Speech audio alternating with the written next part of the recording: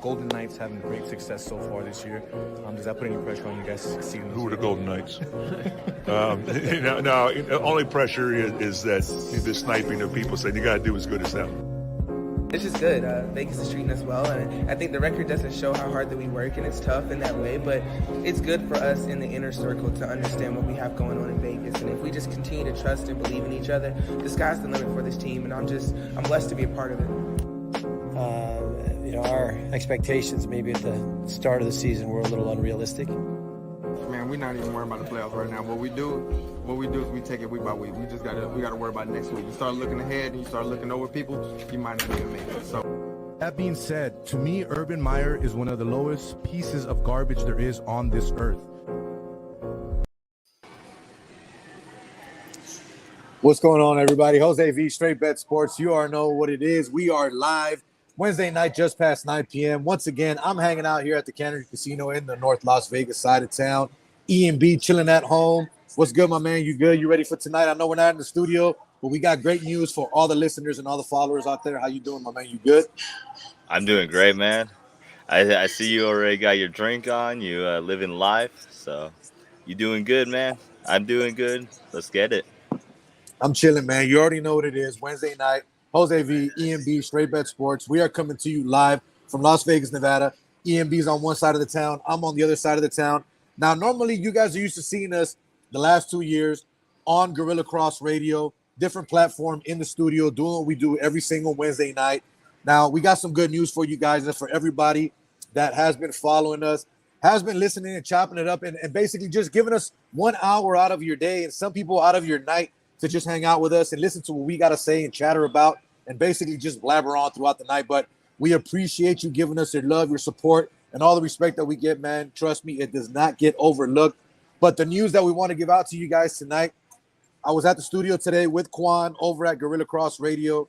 We signed the new 6-month agreement. Our brand new deal starts July 6th. So we will be back in studio just the way that you guys like and see us as you have in the past.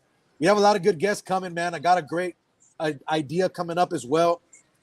We want to stay away from what we were just doing in normal. Everybody enjoyed what we were doing. We appreciate that. We respect that.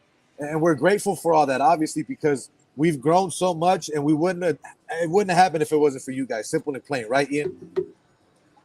Yeah, exactly. Our supporters are the main reason that we're able to still do this. We appreciate every one of you guys. Can't describe how much it means to us that you guys tune in every week, you share us, you support the channel, and we love doing this, so it makes it really easy for us to make content and bring it to you each and every week. And not only that, bro, everybody wants to ask and everybody wants to know where'd the sponsors come from, where'd the money come from. So look, man, we got 2 silent partners. They wanted to stay silent. They didn't want to get their name known. So we're going to leave it like that. We're going to leave it as is. We're just grateful that we got the funding to get back on radio. It's someone that has been in my life for a very long time, and they feel that they want to contribute to what it is that I have done and what we have done here on the show, and they want to see us continue to grow. And, of course, our guy Mike Jones on Twitter and Plug. We be plugging from the We Be Plugging Spaces every single morning on Twitter. They've both also contributed financially to the show. So if it wasn't for those individuals, we wouldn't be able to sign on with Gorilla Cross and continue what we do. Now, like I said, we got a lot of great ideas, a lot of things that we're going to be doing moving forward. One of the things that we will be doing moving forward is, I don't know what the segment is going to be called yet, but we're going to do something where we basically give you guys a pick of the day. Now, the reason I say that because we are also moving our time slot. Our time slot is no longer going to be 9 p.m. here on the West Coast time, which means midnight for some of you on the East Coast. So it's already Thursday morning, technically. We are switching it back. We are pulling back the time. We're going to 4 p.m. here on the West Coast time, and we'll be moving on the East Coast to 7 p.m. So that gives everybody on the East Coast a little more opportunity to watch us live. If you can't watch us live, hey, no big deal. Go on YouTube, go on Twitter, go on Facebook. You can watch the replays there. If you're not someone that likes to watch, but you want to listen, we're on all audio platforms as well. People, Spotify, Apple, Google, you name it, we're there. But Ian is going to still be a part of the show. You might not see him on a couple shows because he does have a personal life and things that he has to take care of from time to time. So that time slot has changed up a bit for him. But what we're going to be doing now moving forward, we're going to have special guest co-hosts on the days that Ian won't be able to be in the studio. What does that mean? That means that we'll be double dipping that day. So we'll be doing 2 shows. We'll be doing the show in the studio with the special guest co-host that night. And then at the end of the day, at 9 p.m., like some of you are used to on the West Coast, I still want to stay up with us. We'll be breaking down everything from the world of sports between me and Ian. So we'll be doing a double dip show that day if Ian is not able to be in the studio. So a lot of good things coming, man. And the biggest part of it as well, we have a segment. Not sure what it's going to be called yet, but our guy Taze off of Twitter, he will be joining us as a part of the show. He will have a show, a part of the segment, where he's going to give you guys a pick of the day. So if there's something that he sees, something that he's looking at, something that's very juicy, he won't give you his full card. If you want his full card, you got to follow him on Twitter to get all of that information. But he'll give you what he feels is something that's sticking out like a diamond in the rough. So we're going to go from there, man. Hopefully you guys enjoy that. For all you people that are a part of Gambling Twitter, we graciously appreciate you with that. My guy Joe, the Guru Joe, says, what's up, guys? He's chiming in on Twitter over there as well. Now, I'm going to ask you guys like I do every single Wednesday night. Ian already knows what it is. I ask you guys every single Wednesday night, if you're watching this, please click that like. Please drop a comment. Please click that share button. We'll go from there. Let everyone know what it is that you are watching and you are enjoying tonight. Once again, I am live from North Las Vegas here at the Cannery Casino. I'm hanging out in the bar. They know me. They don't mind me hanging out here. I'm not bothering nobody. Everybody's cool. The game just ended, so we're going to jump into that, Ian. We're definitely going to jump into this game here. Before we do so, though, big shout out to my primo Eddie. He's always chiming in. Last 2 years, always the first one on. Always there dropping a comment. He still believes the Golden State Warriors, Ian, will win this in 5. Now, I'm sorry, in 6. I know, 6, I'm sorry. yeah. I almost flipped there. Now, here's the thing, right? I know I said Warriors in 5. Boston just beat them 116 to 100. Now, crazy. The third quarter, right? If you think about it, I said that this game would be won in the third quarter, where it necessarily wasn't. Golden State won the third quarter today, but yet Boston continued to play lights out, man. What did you see in the game tonight? So, first of all, Draymond Green came out and was talking about how people get bullied in the 80s and stuff like that. Tonight, he got bullied. Robin Williams was just he was taking care of him the whole time, and he was getting bullied. So that was a major thing, especially in the fourth quarter. They started picking it up. They started actually attacking the screens a little bit better, getting high up on the screens, so that Steph and Clay weren't getting those open looks that they were getting in the third. But I still believe the Warriors. I don't know about 6. I'm leaning more till 7, but I still believe the Warriors have this series. But they have to clean up those offensive problems that they end up getting when the screen isn't there for them. So here's another thing too, guys. We talked about it on Twitter earlier, man. We talked about it on Spaces. We talked about it on Gambling Twitter. Scotty Foster was the referee today. Keep that in mind. Low-key works for the Celtics. So here's the thing. I still believe Golden State wins the series. Call me crazy. Obviously, it's not going to happen in 5, like I said before. No. But I still think Golden State wins the series. And here's the crazy thing about it. If this series goes 7 and you no longer see Scotty Foster in this series, or you see him in Game 7. Remember this. Game 7 is on Father's Day. Conspiracy theory or not, it's all about the money, Ian. It's all about the money. Yeah. How do you not extend it to 7 games where you can make a shitload of money? You know that fathers are going to be watching it. When my son was born 5 years ago, Golden State was playing Cleveland in the finals. So think about that. Yeah. I've seen this already. I've seen it happen. I know how it works. Everybody wants to talk about if the NBA is fixed or sports are fixed or you know, oh, we know what's going on. We don't.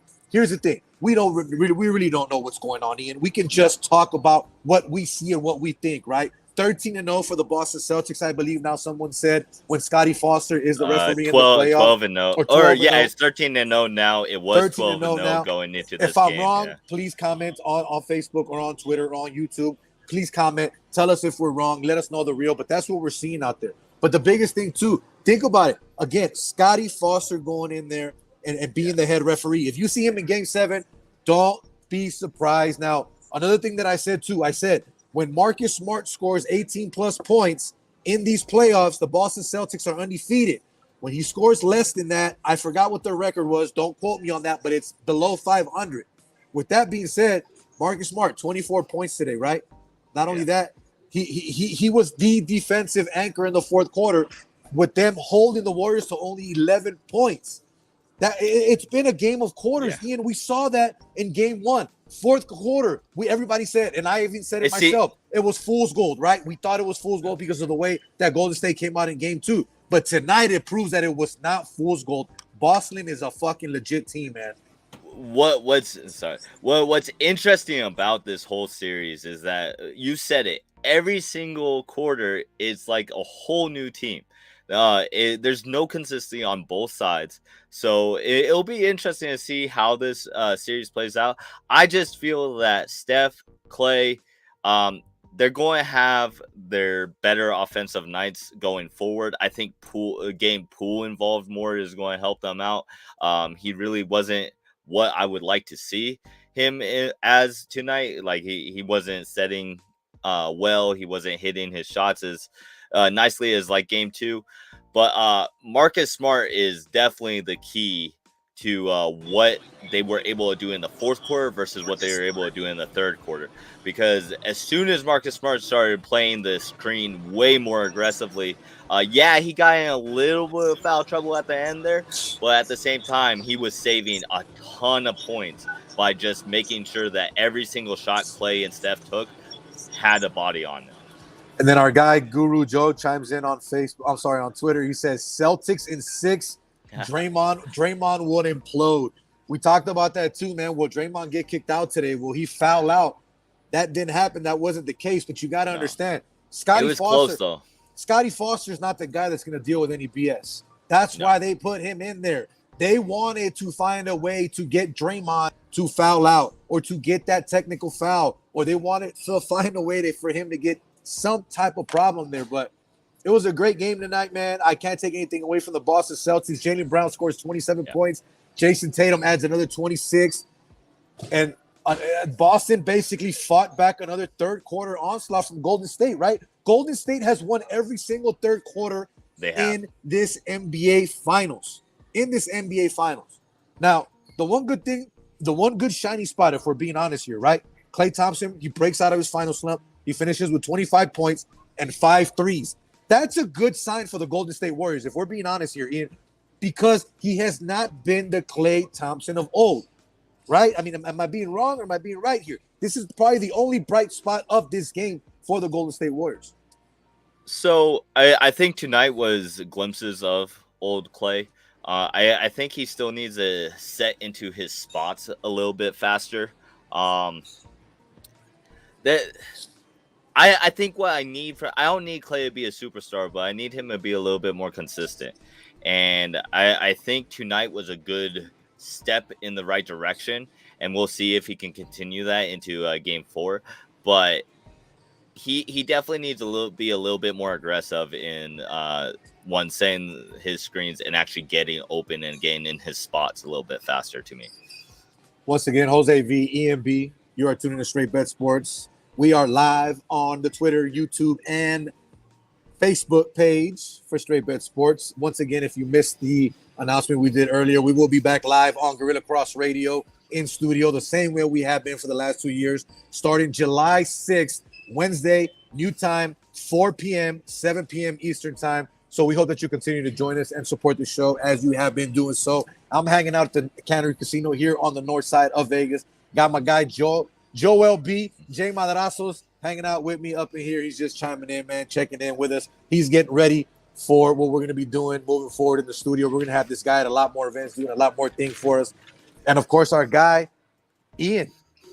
Evan from Drumline, AV. He's going to be taking some more pictures, some more videos for us, doing what we do with him as well. Now, Primo Eddie chimes in with another comment for this game. Golden State needs to come out like that every quarter, not just in the third quarter. I agree. You got to play a 4-quarter game. That's how it is. Now, here's another crazy stat. If we're throwing out numbers, conspiracy theory stats, this and that.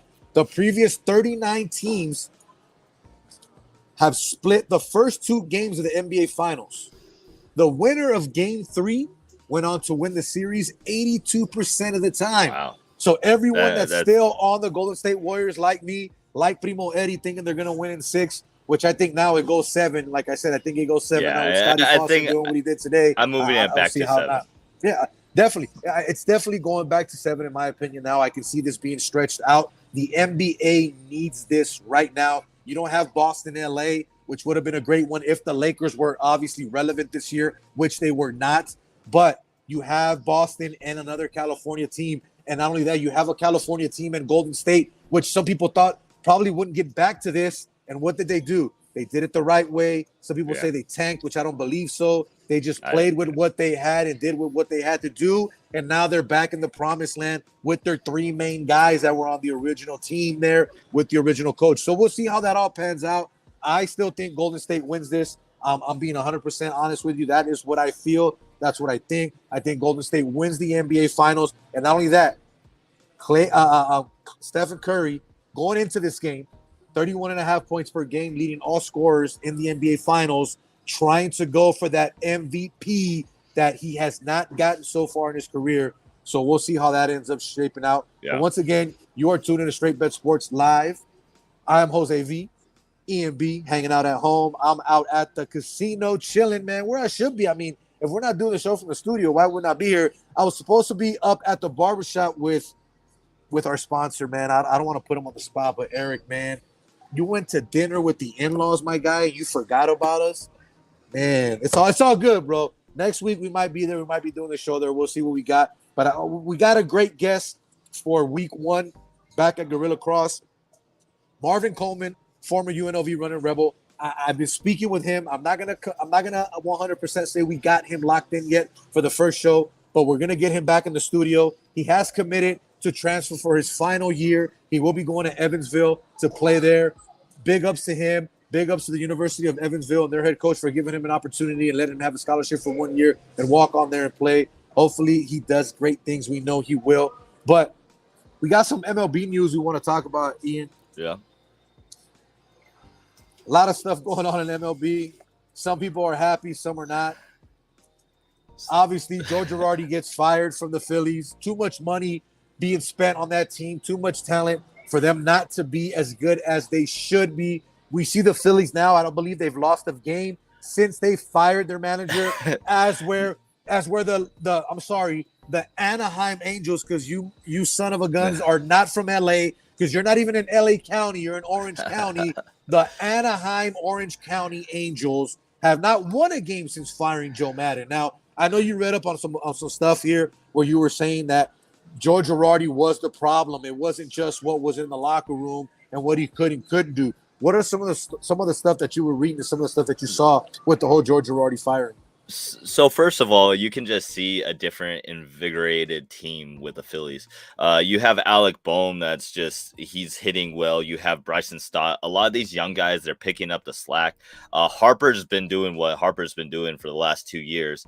But I think the real thing is that Girardi was really not managing that bullpen well. And it seems that the interim coach is actually doing a lot better with that, because that was a big thing. I mean, how many times did we see the Phillies were up in the 8th, the 7th, the 6th, whatever it be, and then just blow saves. It was getting too common, and now it seems like the whole Phillies organization, like the teams, the players, they are playing with a invigorated purpose, and they look good. I mean, this is not a fluke anymore. I mean, they beat the Angels, they swept the Angels, and then they just beat the Brewers twice, and they shut them out today 10-0, and they shut out the Angels 10-0 also in that series. So I have to point towards Girardi as being the major difference. I mean, it's the only difference you can really see between before and now. Offensively, the Phillies have been playing really well. It's just been their bullpen and their starting pitching rotation that's been blowing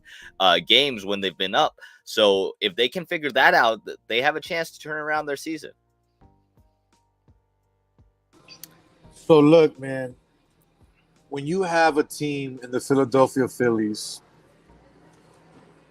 that you have the reigning league MVP, 5 2021 All-Stars, and a payroll that's beyond the fucking luxury tax, the expectations are above. So, and this is coming from a Yankee fan and a guy that used to root for George Girardi, not only as a player, but as a manager, because he brought us a championship. Whether it was with a crazy financial payroll that was through the roof or not, you can't tell me that you, George Girardi, as a manager, you can't make this team win. You've already been in this situation. You've already been in a situation in New York where you had a payroll that was through the roof, where you had all-stars, future Hall of Famers, and you made it work. So what was the difference in Philly that you couldn't make it work? That's what I don't understand.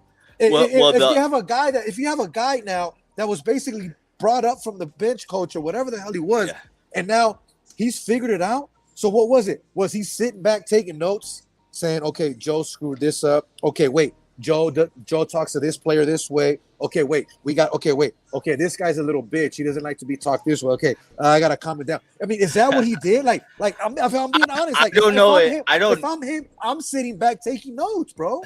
Yeah, I don't know if that's what he was doing, but it definitely seems like not only has he figured out the bullpen, but it also seems that he's allowing the younger players that had showed a lot of promise, like Stott, Bohm, Moniak.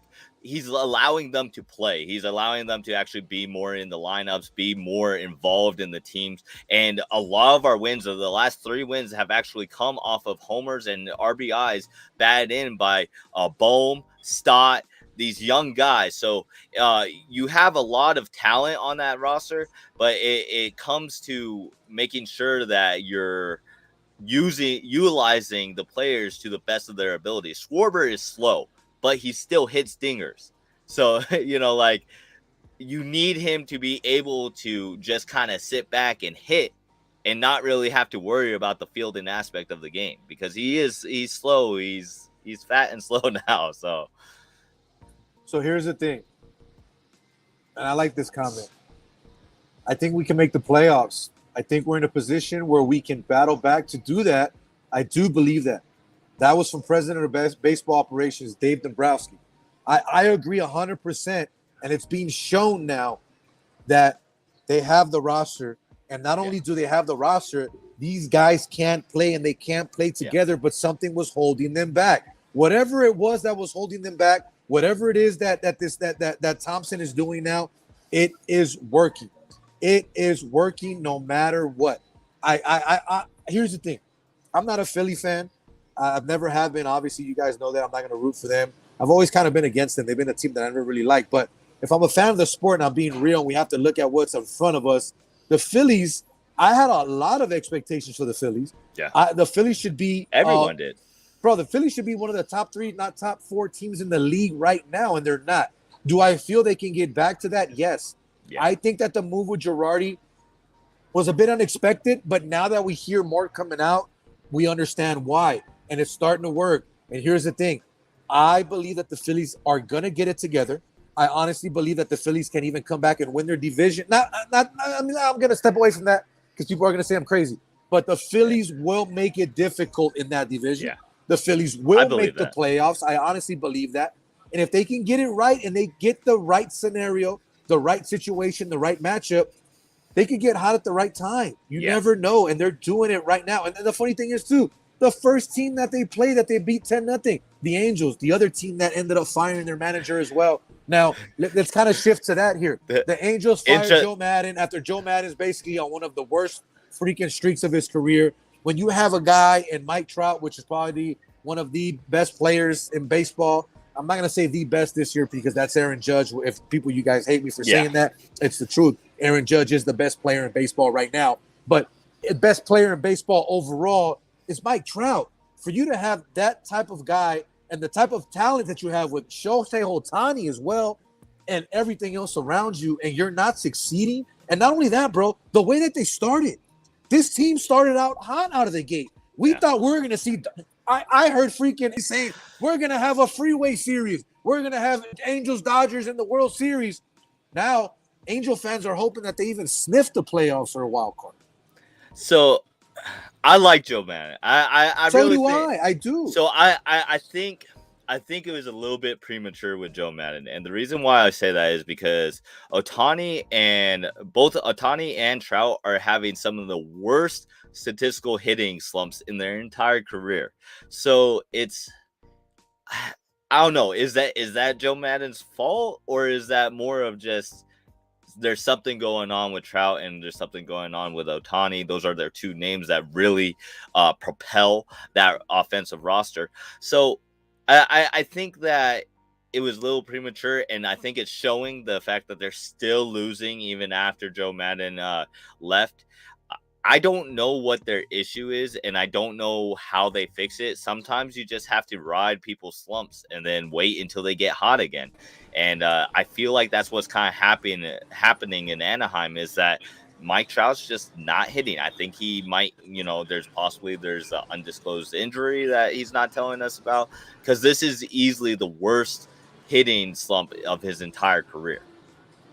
It's tough, man. It's tough to see a guy like Mike Trout not be able to come out and do the things that we know he can do. And if I'm being honest with you, again, I don't care for the Angels. I talk crap about them because, again, they're not from LA County, but yet they even claim that. And it's all for marketing reasons. I totally understand that. But with the team that they had, and again, I'm a fan of Joe Maddon. I like Joe Maddon. Look what he did with the Cubs. For him to bring the Cubs back and do what he did with the Chicago Cubs and win that World Series was just amazing. But taking that away, he's a great manager, and it sucks to see someone like him. Now, I know I say it all the time in all the sports that we need to stop recycling managers, right? We stop recycling names. He is one guy I will vouch for. I hope he gets recycled soon, and I hope he gets a job soon, because he is a great mind for baseball, and he is a great manager. Just like a lot of people feel that Buck Showalter was a great mind and a great guy, and he should be in baseball, and he should be managing someone, as where I don't believe so, but he's proven people wrong with the Mets and what they're doing right now. This is a guy in Joe Maddon that I truly, honestly believe, call me crazy, talk all the crap that you want to, I honestly believe and feel that this guy should be managing someone. What do we have here? Has really made such a belief in him. Curious. I have no idea. We have some weird comment over here on Facebook. I have no idea what that is. But we're gonna bounce. We're gonna bounce off of that. Sorry, I know I switched over. But again, I hope that Joe Maddon gets a job. And not only that, before I let you talk, I hope that Joe Maddon gets a job soon, and I believe and I honestly feel that he will. And not only that, just for the sake of baseball and for the sake of California sports, I want and I need to see, and I hope that the Angels turn it around and get it together and become relevant, because they need to be. Yeah. I think Joe Maddon gets another job, and I definitely think he gets another job before Joe Girardi. And I do think that I agree with you. We shouldn't be recycling managers. We should be giving guys like Thompson and these, homegrown coaches to basically come up and try their, attempt to step at the bat, But I don't think Joe Girardi deserves another shot, at least for a while. Maybe when he actually starts gaining a new passion for the game, because it does seem that his passion for baseball has been lackluster. If that's being fair, kind of fair. But Joe Maddon definitely deserves another shot. So that's all I was going to say real quick. Once again, Jose V, EMB, Straight Bet Sports live. We are coming to you from downtown Las Vegas, Nevada, North Las Vegas, Nevada, Henderson, Nevada, all over the Las Vegas area, man. We greatly appreciate you guys chiming in and joining in. I know some of you guys are on the East Coast, so it's a little bit late for you guys, but we appreciate you, man. Again, starting July 6th, new time, same date, but we'll be moving back to 4 p.m., 7 p.m. on the West Coast time. Ian, let's jump into a little bit of some soccer news. Okay. This will be brief because I know you're not that much of a soccer guy, but I wanted No, to but this basically is talk about concerning my this. favorite player. So here we go. And I got a guy sitting next to me that I know he's going to chirp in my freaking ear and he's going to tell me some stuff right now. But here's the thing. Lionel Messi on Sunday had a friendly with Argentina and Estonia. The guy scored 5 goals. And yes, we know, bro. We know Ronaldo scored 2 goals as well for Portugal. Nobody cares. Nobody cares about Ronaldo. Anyways, but Messi scored 5 goals against Estonia. Is it an overreaction? Some people are saying Messi the great. We had guys on ESPN FC saying, "Oh, it's the greatness of Messi. It's the wizard. It's the wizardry." If we're being honest, it was Estonia. Yeah. Estonia is nowhere near talent level that Argentina is. If we're being honest, it's like, how can I put it to you this way? It's like the Super Bowl champion LA Rams playing against the lowest high school team in Las Vegas. That's what it is if we're being honest. That bad, huh? Bro, I'll put it to you this way. Me and Joel, because we play soccer, even though Joel's better at it than I am, me and Joel could have jumped on that pitch with I'm much better than I am. Well, he said that you're much better than me, which I agree. But without no practice, no warm-up, and I'll even drink a beer, we could have scored 5 goals, bro. That's so if we're being honest, yes. The slander for Estonia. But here's the thing, and this is I'm half Argentinian. Come on, boludo, pibe, te estoy diciendo. And for me to say that, I still believe that Messi is great. And it shows that, yes, his greatness can still be proven, even if it's against a horrible opponent. But if we're being honest, at the end of the day, you have to beat what's in front of you, my guy. So I love hold on. I love what Messi did. I'm glad that he did it. And not only that, moving into the World Cup, it's a statement. He's showing and proving people, I'm still that guy. Don't sleep on me. Don't forget about me. And not only that, don't forget about us, right? Don't forget about us as a team, as a country, as a nation. We just won the Finalisma. I know it wasn't the greatest or biggest cup, but it's another cup to add to that. You beat Italy. Before that, you finally win the Copa America. And then here we go. My guy has it pulled up. Estonia is ranked 110th in the world. 110th, as where Argentina's what? Top 3, top 5? Top 5 easily. So think about that. It's talent. A major mismatch. So I got to hold on. Before you give your thoughts, I got to give a big shout out to my guy, Frank Greco, big soccer guy as well. He says, let's talk. Yes, of course, a little bit of soccer talk. My primo Eddie chimes in and says, come on, primo. We already know who's the GOAT, CR3, CR7. Cristiano Ronaldo is not Messi the GOAT. there. Yeah, you misspelled Messi. Now, here's the thing. Argentina, number 4 in the world. So there you go. Appreciate you for this. My stat guy. So we got the guy over here. You're telling me. But look, primo, I will say this because I know Ian wants to talk about this conversation too. Ian, hold on. I'm going to let you get to it. But primo, a while back, I had Ronaldo above Messi when Ronaldo won the Euro and everything else that he did.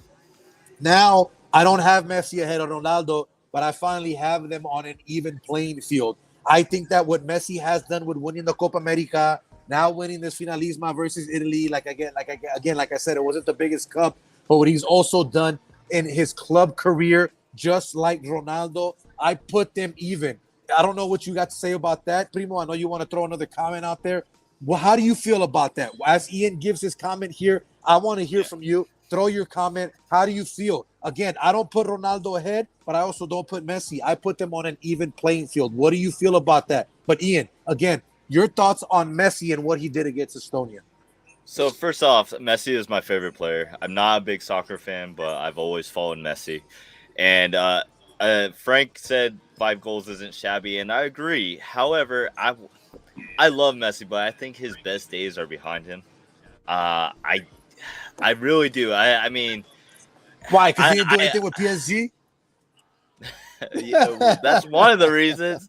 I just to me, I personally I don't see a World Cup in his future. I really don't.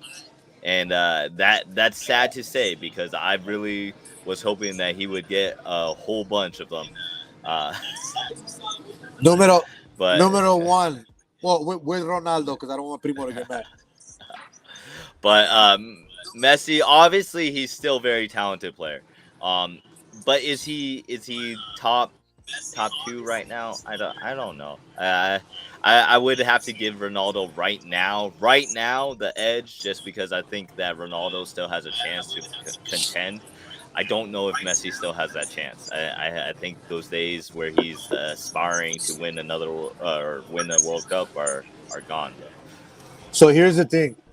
I honestly feel that Argentina has a great shot this year, depending on how everything falls. Because if you look at their tablet and you look at the group and you look at the way that everything can fall for them, they're playing. They're gonna have to play a Mexico team that normally, if we're looking at previous World Cups, they don't have to play Mexico until they get to the second or third or second round, right? Normally when they move forward. Not only that, my guy just showed it to me, reminded me. They're on a 32-match unbeaten streak right now. Argentina is hot. No one wants to talk about them. No one wants to think or say anything about them. Here's the thing. We got robbed against Germany. Everyone knows that. The announcers even said it. When you have that type of officiating, it's just horrible. But again, you still have to play a 90-minute game, extra time. You still have to win and not put yourself in those situations. So I get that. But look. Germany definitely should have lost that one. I honestly feel – pull up the rankings for me again.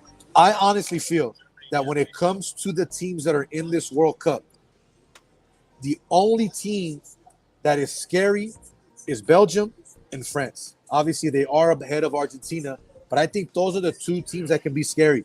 Belgium has been ranked top 3, number 1 in the world for a long time, if I'm not mistaken, for a while, but yet they haven't been able to live up to that expectation. Are they going to live up to that expectation in October? It's yet to be seen. We'll see what happens when the World Cup starts. France, Mbappe, Benzema being back. Benzema being back on the team. Think about that. Think about all of the shit that Benzema had to go through in his national team career. All of the controversy. They're taking him off of the team. Now he's back. Now he can play. Phenomenal season. People saying he's probably going to win the Copa de Oro, the Balón de Oro. Messi vouching for him, saying he should. I agree. I think the guy should win it. And I'm not even a Real Madrid fan, but I'm a soccer fan. What the guy did this year is great. It's unprecedented. He should get credit for all of it. And not only that, France coming in with a veteran like Benzema and a youngster like Mbappe that already has championships under his belt. Bro, current champions to top it off.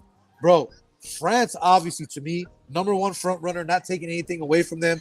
But if France finds a way to get bounced out of this tournament, and so does Belgium, Argentina, to me, is no doubt about it, the number 1 team that will come out of here and win this thing. Okay. Now, we got some more comments here. We got a first-timer chiming in on YouTube. We got Daisy chiming in. Appreciate you, by the way. I believe if it's the same person, she follows me on Twitter as well and follows the show. So we greatly appreciate you. She says, based on both players' performances in team competitions this past season, they are both in equal levels, in my opinion.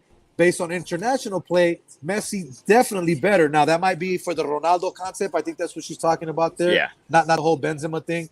And then she also says both had off seasons with their teams. Nothing wrong with saying that. No, I agree with their clubs, different that you all have your off seasons from time to time, give or take. Definitely can see that. Can you pull up the groups real quick for me? If you have Argentina's group right now, because we do have Frank asking for the groups. I know Argentina, Mexico are in that group. I know that for sure. I know there were Poland, which don't sleep on Poland because you got Poland, you got Lewandowski and Saudi Arabia. So if I'm being honest, it's going to be Argentina number 1 in that group, and it's going to be between Poland and Mexico, right? I mean, if we're being honest, just based off of the teams and who they have and how they're going to play, I can honestly see it going that way.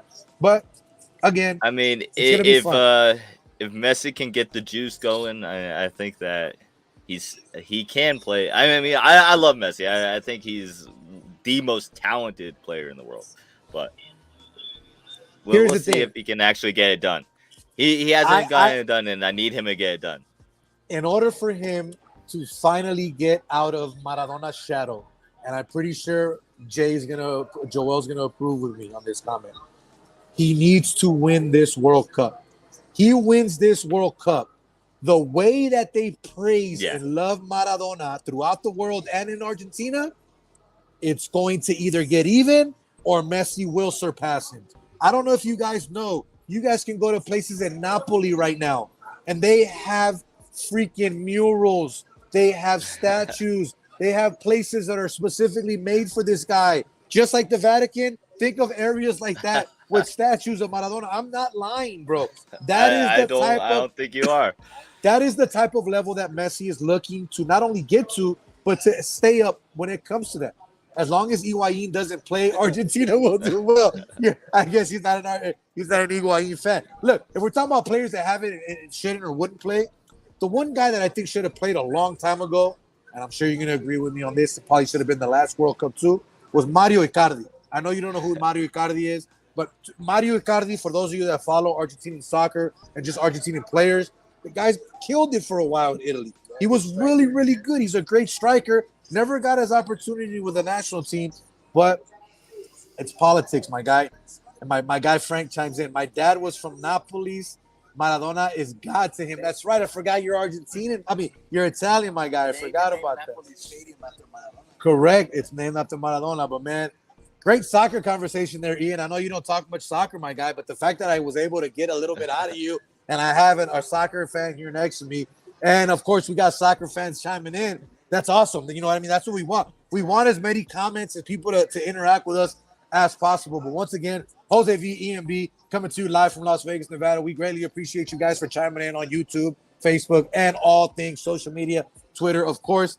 Daisy's got one more comment for us. We got to throw it out there. Argentina and Poland advance as much as I'd like to give Mexico a chance.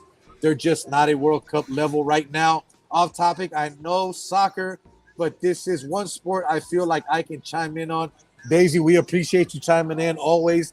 If you know it, chime in. We thank you for doing so. That's what it's about. We want to interact with everyone.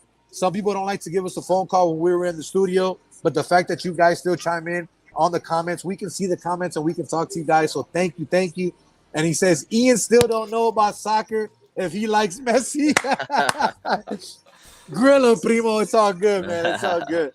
Hey, but Ian, you again, obviously, as you do every single week, you gave us the topics for today's show. I switched it up a bit and threw a few in there, but the biggest topic of conversation, obviously, it's been all off season, and now it's coming up to light again. Obviously, it's the Deshaun Watson situation. He's back in the news again. His active lawsuits now that have gone up to 24, with apparently at least 66 women in 17 months hired to massage him. Now, not only that, reports also coming out that the Houston Texans not only knew about these, but they also facilitated and set up the locations for him to have these interactions. Now, what more have you read on this situation with Deshaun Watson and all of these women and the current lawsuit? So I think the biggest deal right now is that Bugsby actually added the Texans on the defendants list. So if they can actually prove that the Texans did know about this and that they help facilitate these encounters, then I feel like the commission has to come down on the organization as well as Deshaun Watson. But this is something and we had this discussion before. It's just, I feel like the NFL has to jump in front of this. They've had a long time to kind of mold this thing over, but they need to go sink their teeth in and actually get to the bottom of this and fast, because we're not just talking about organizational malfunction here. We're also talking about a player that's in his prime, and not just any player, but a top 5 quarterback in the league, many believe. So you have to, I hate to say it, but you have to give these guys benefit of doubt, right? Innocent until proven guilty. It doesn't look good for Deshaun Watson. It really doesn't. When you have this many women telling their stories and they all kind of coincide with each other, it's kind of hard to start giving him that benefit of doubt. And unfortunately, if this doesn't get resolved soon, not only is it going to be the end of his prime, but I think this is going to be the end of his career.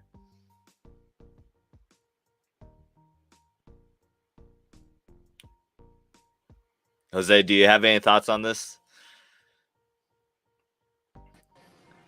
So here's the thing. It's tough to speak on this situation, not only as a male, not only as an individual that does sports media, and not only as an individual that, can be criticized very, very easily because of the platform that we have and the things that we do, right?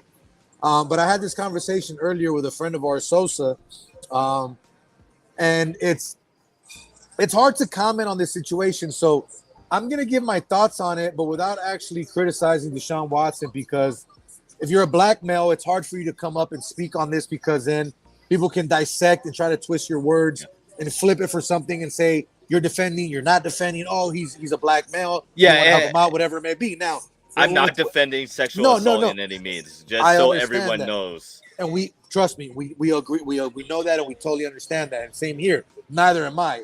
But with everything else that's coming out now, and all of this surrounding it, right? It's hard to point the finger and say who's at fault 100%. Now, we don't know what actually happened in those rooms, in those massage parlors, in those homes, in those condos, in those apartments, wherever it might have been that Deshaun Watson was meeting with these women. We have no idea what he truly said. Everything is hearsay at the end of the day. I can say that, hey, Ian talks crap about me, but yet I have no proof. I can say that, hey, this and this happened to me, but at the end of the day, it's all hearsay until we can actually prove something. Again, I'm not condoning what he, quote unquote, is accused of doing or did. I'm not saying that any female or any woman being sexually assaulted or mistreated in any way is right.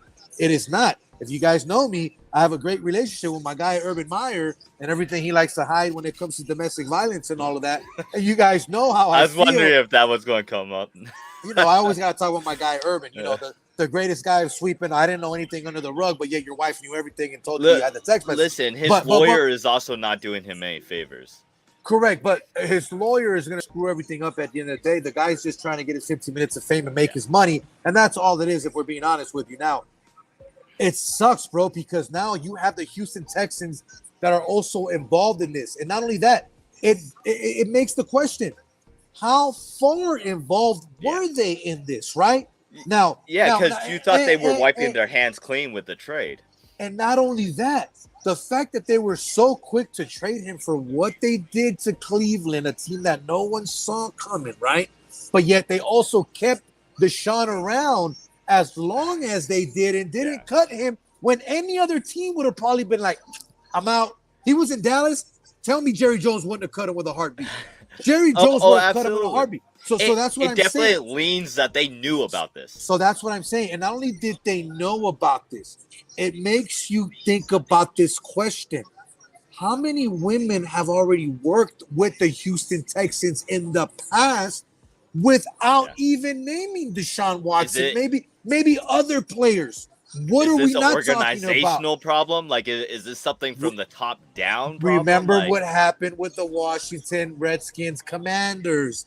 Same fucking situation. That's where I'm trying to get to. So again, we do not condone the stuff that has happened.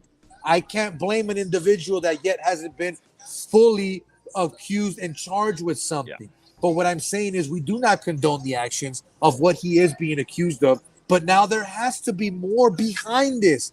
Again, Houston knew about it. Houston arranged a lot of these situations. So how much more did they know is the question that I honestly feel needs to be asked. Not only how much more did they know, how many more people are involved in this now? Yeah, it needs to be asked, but also, like I said, the NFL has to be swift with this. They have to start really delving into this investigation, because this is an internal matter from where they're concerned. you can't let this go on 5 years and we still don't know what happened. Like this has to be a quick thing. It can't drag on like the Washington, you just mentioned the Washington Commanders thing. Hey, hold on. Let me They cut you need to off real figure quick. it And not out. only that, we left out this part. Not only did the Houston Texans know about it and willingly helped him with it, They gave them NDAs. They also included NDAs. So that means that they know what's going on. They know these women perfectly well. That's probably why they're being added the way they're being added into this lawsuit, bro. Something else is going to pop off. Something else is going to come out from behind the woodwork that no one else has been talking about. I guarantee this. Mark my words. Another bombshell is going to be dropped in this case. Another bombshell is going to be dropped in this whole situation now that the Houston Texans have been added. Do you agree or disagree? Oh, I absolutely agree. And like, again, obviously, the victims, if they're, the victims, the alleged victims, right? Because we have to give that benefit of the doubt. Correct. They are the true losers here, obviously. But in terms of sports, the Browns absolutely lost this. Like, I don't know how you give that much up. You give this guy $230 million guaranteed, and you didn't do your due diligence. They said they did, but you didn't talk to any of the alleged victims. You obviously didn't probe deep enough because you made this trade believing that the whole issue was done, right? Yep. So now you thought, oh, I'm clever. I'm going to give him 1 year or a $1 million base salary for this year. That way, if he's suspended, it doesn't hit him. Blah, blah, blah, blah, blah. The truth is, it's $194 million cap hit if they cut him tomorrow. That's the contract they gave him. And if they cut him next year, it's still like $160 million. And if they cut him the next year, it's still like $150 million. Yep. The first 3 years of this, the cap is astronomically high. They buried their entire organization. Just when you thought the Browns were getting out of their own way, when they couldn't brown themselves anymore, they did it. They went and alienated the quarterback that they had that was they could have extended on a probably cheaper fifth-year option. And then they brought in this guy that they have no clue who he actually really is behind the scenes. I don't know how you make a worse decision as an like an NFL organization. Like, they need to be forced to sell the team. There's 3 teams that need to be forced to sell the team. It's Washington Commanders, the Texans, and the Browns. You good, bro? You got it all out? I mean, because we're over here like... I just don't know. I just don't like when here. organizations say that they do their due diligence and they make these type of big decisions that impact and I mean, this could set them back 10, 15 years. Just when you thought they were getting good again, getting back to, that level of playoff that they once had. Early on, obviously, they haven't been that for a very long time, but you thought they were getting out of their own way, and they just shot themselves in the foot. I don't know how you go back. I think they messed up in a colossal fashion, and I think it's going to impact them for generations. Once again, Straight Bet Sports, Jose V, Ian B. Ian just letting you know how he feels tonight. He's letting it all out. He's not holding anything back, but that's good, man. We want to peel some of those layers off, my guy. We got to peel some of those off. He says Baker is laughing his ass off. Absolutely. Right now. Absolutely. And here's the thing. Baker Mayfield was excused today from mandatory minicamp. And it's funny. They're going to take that cap hit. They're not going to get rid of him. They're going to keep the guy. Cleveland is playing this smart. But here's the thing. If you're Baker Mayfield, do you still even want to play for the Cleveland Browns at this point? Are you just going to stick it to him and go, nope, get rid of me. You made your bed. Now you sleep in it. Exactly. I would let them ride this thing out. I would sit back. I'd be like, hey, just like you said, you made your bed. You got to sleep in it now. I think he's better off anywhere else. And you actually have to ask the question. You have to start asking the question. Did they, from a front office perspective, actually do what was necessary to let Baker achieve success, because obviously Yes. they're bad at making decisions, right? So how many of these hires now we have to question the whole organization? It's the coaches that they've hired, the staff that they put around them, like they have bad decision making. So what's to say that it's all Baker's fault what has happened in Cleveland the last couple of years? Yeah, I don't put all the blame on him, but I mean, I put a little bit on it, because if a guy like Odell Beckham was able to leave your team yet still be good and produce, if not better than what he did for you in Cleveland, and win a Super Bowl, I mean, and when everyone in the media, including myself, was slandering the guy, saying OBJ's the problem, Yeah. and then we all basically had to go back and say we were wrong. He was not the problem. Yeah. You know what I mean? Here's the thing.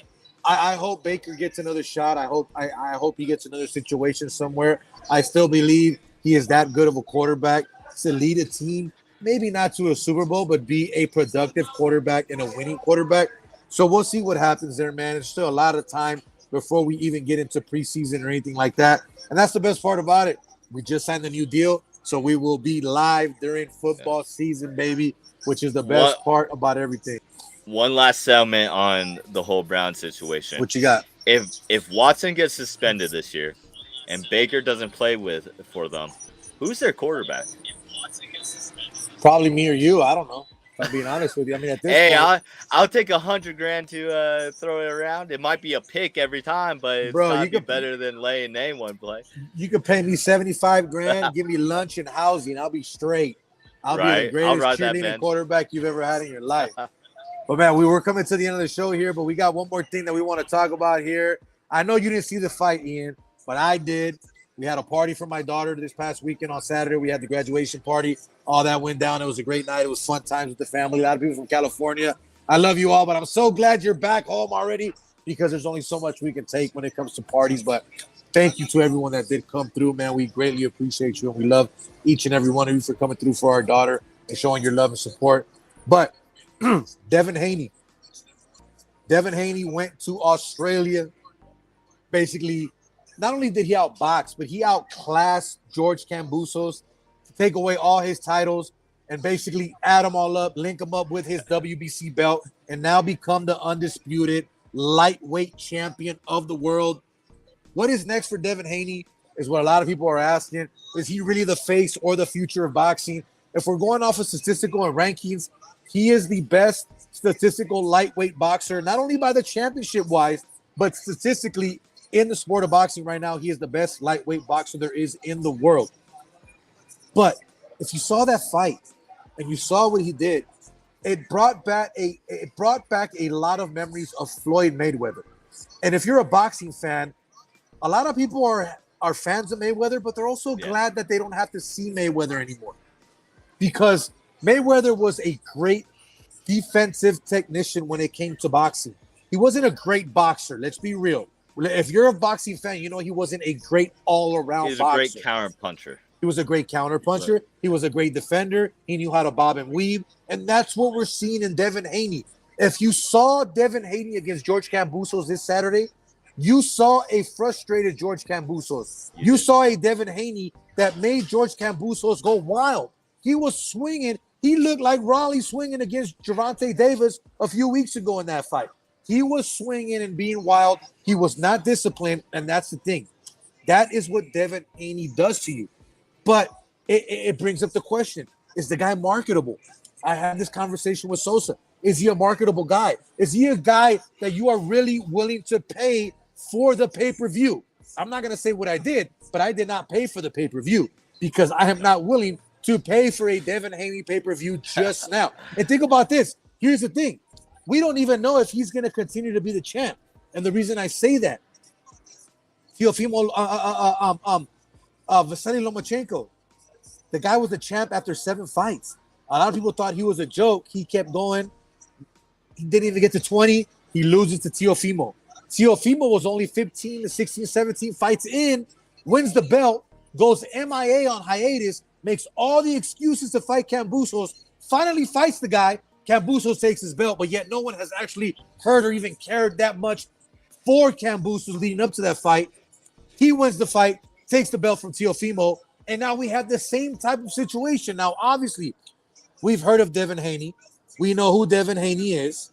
We already know that. We know the name. But as boxing fans, do we know his name as a marketable name? Do we know his name as, hey, are you going to watch the Devin Haney fight tonight? No, because I was telling a lot of people that were at my house that are boxing fans, I'm going to have the fight up tonight. And they're like, really? Who's fighting? So for boxing fans that have been watching boxing going back to the late 80s, early 90s to say, who's fighting? That's not good. So I don't feel that Devin Haney is a marketable guy. I don't know if it's who he signed with or who his marketing team is, but I just don't see him as that guy. Now, do I like watching his fights? I do. But am I going to pay for him? Not really, man. So I was actually going to make the comparison of Mayweather with Haney. I didn't watch the whole fight, but I did watch clips of it. And I have to say, he does look like a technician out there. It does give you shades of Mayweather. However, I see a hungry guy. I don't see necessarily as arrogant as Mayweather was. I think that he definitely has the work ethic that he can make it far in this, and maybe it's necessarily the fights that he's getting right now. There's not a lot of exciting lightweights in the sport of boxing, so I think that we need to see better competition. I agree with we had a comment, someone said that they want to see Tank Davis versus Haney. I love that. I think that would be an amazing fight. I think there is a market for technicians, but obviously this day and age, people want to see knockouts. They want to see fast. They want to see, actual just go toe to toe with each other. But I think Haney can bring that. We just haven't really seen that in the game because nobody's really, in my opinion, nobody's really challenged him quite yet like that. Well, hopefully we get that fight soon, man. I know Primo Eddie chimes in. He's over here basically letting us know that he wants to see Tank. He wants to see the Tank show. I don't know how I feel about Tank Davis fighting Haney just yet. I know Ryan Garcia has been running his mouth, talking a lot of crap, saying that he wants to fight Tank.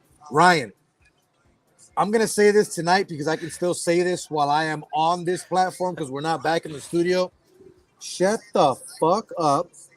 Fight the people that are in front of you.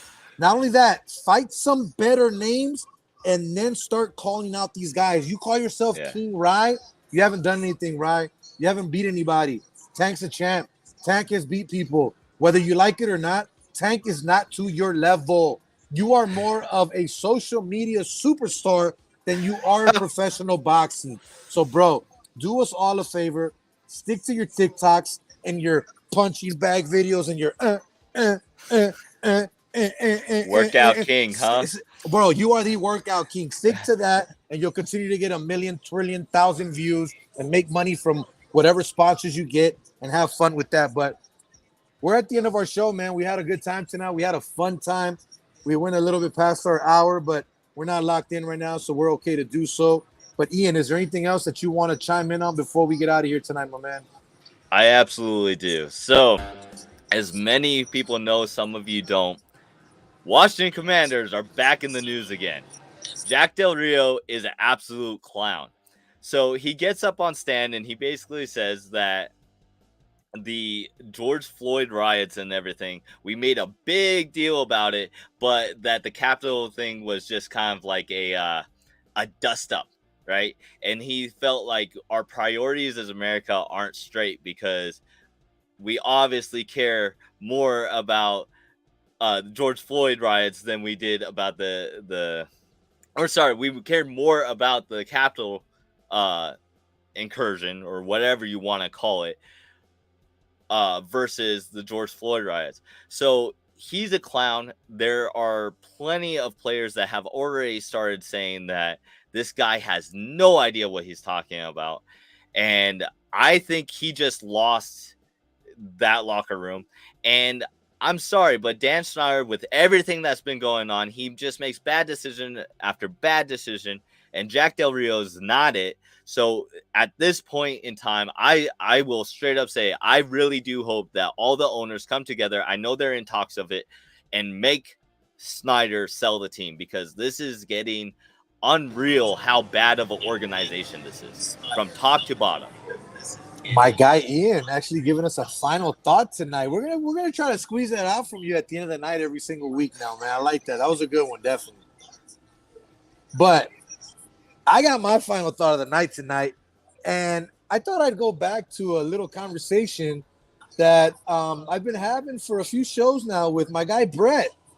Brett, I hope you're doing well, my man. It's been a while since we talked. Now, for those of you that don't know, I'm talking about the one, the only, the owner and CEO of the professional soccer team of the USL, the Las Vegas Lights here in Las Vegas. Now, I'm not sure if most of you guys know, if you haven't been following along, but Brett and I have had a little bit of a beef here that we've been going through, because Brett was upset that I asked him some questions on my show a while back, even though he said he would answer anything and everything and nothing was off the table, right? But sometimes you get asked something and the truth hurts and you don't like it. Now, another thing that has been brought to my attention, just like a lot of other things that have been brought to my attention about the Lights and Brett Lashbrook, is that Brett has not been seen nor shown face anywhere in Las Vegas since we started talking about him and speaking truths about him. Brett, if the fact that your season ticket holders, ex-season ticket holders, fans, ex-fans are coming to me to be a voice because of things that you're doing to disrespect them and treat them wrong and make them feel bad and do bad things as a so-called owner, my guy, show face, be a man, grow some grapefruits, get out there, be a man of the people, get in the stands just like the first guy that you hired.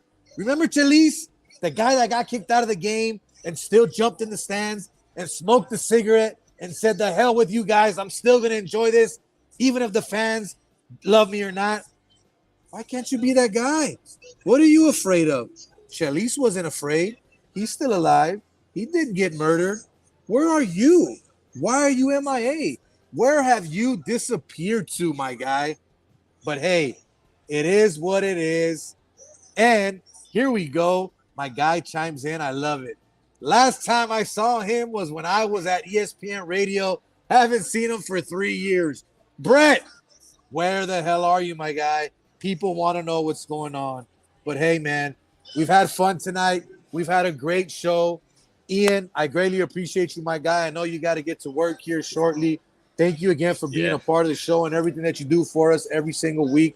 To our sponsors, Eric Navarro of Line 'em Up by Eric.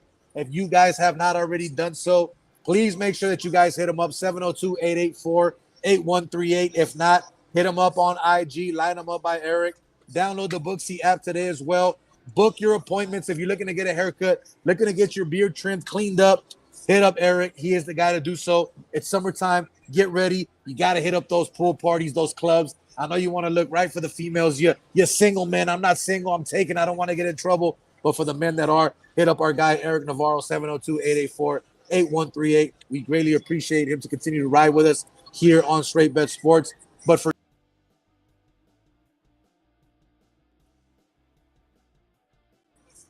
myself, Jose V, for my co-host Ian B, and everyone that is attached and a part of the show, for my guy Jay Madrazos. Hey, I'll even give a shout out for the Cannery Casino here in North Las Vegas for them allowing me to sit here and do my thing with no problem and not having an issue. Greatly appreciate them. But till next week, guys, we are out.